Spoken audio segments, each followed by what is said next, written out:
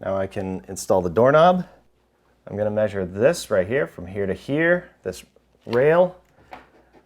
That is 6 inches.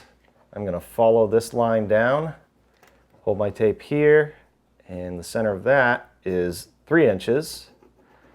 And then I'm going to center it right here. And if I hold my tape like that, 7 inches. So that'll be 3.5 right here. I want to drill a hole right here for my knob, and this is on the lead door. Remember, this is the pivot door. Erase that. Take a drill bit that is slightly smaller than the screw for that knob and drill a pilot hole.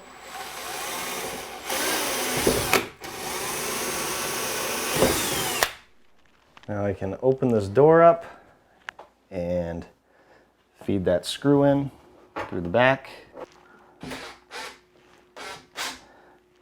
It is. And I can install my knob.